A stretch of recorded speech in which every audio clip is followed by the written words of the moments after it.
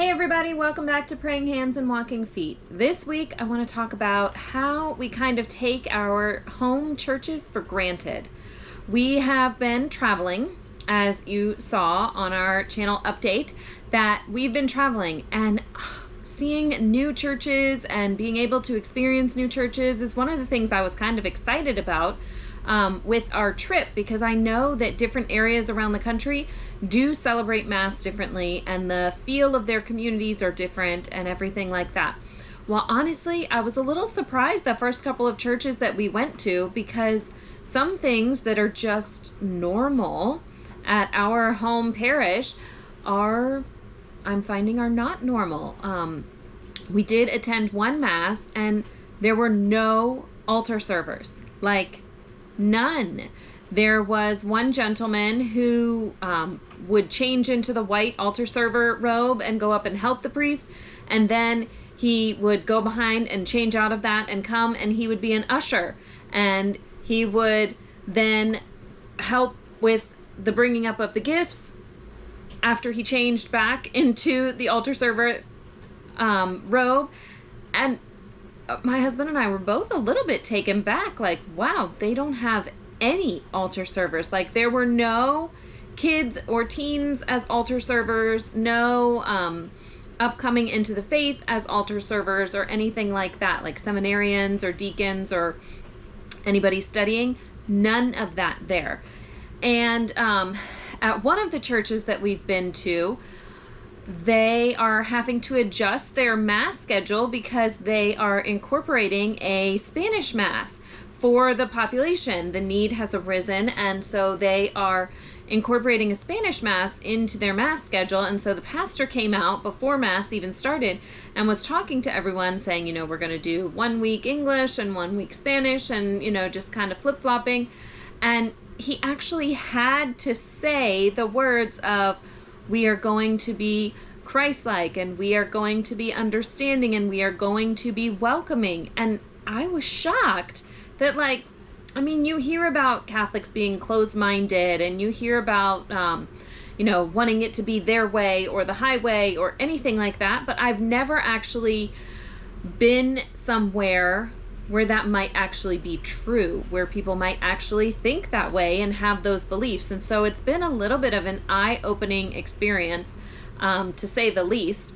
And then we've attended another parish that was thriving. They had a new priest who was just ordained, celebrating Mass for the first time. There were 4 other priests up there, multiple altar servers.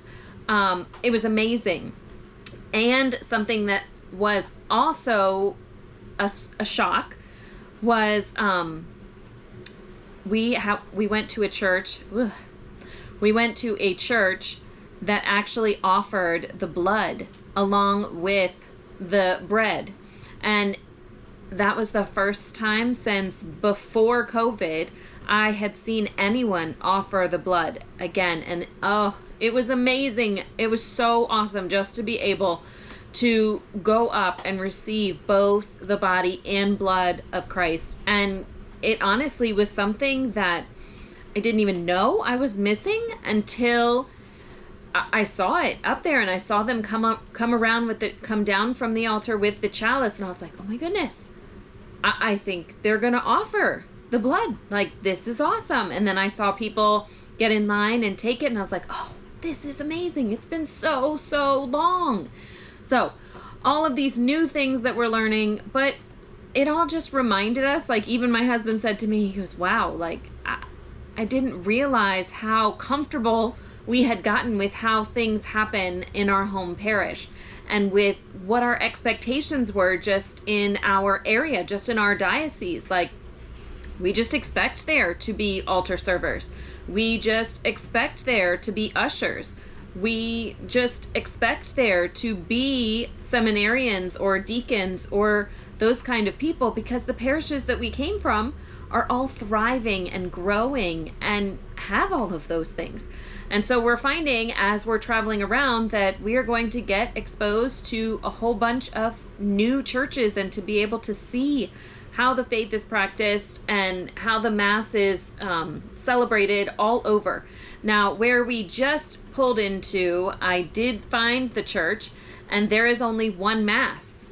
That's the other thing that is surprising, is we were totally spoiled being in the Northern Virginia area of we could pick a Mass almost any hour on Sunday.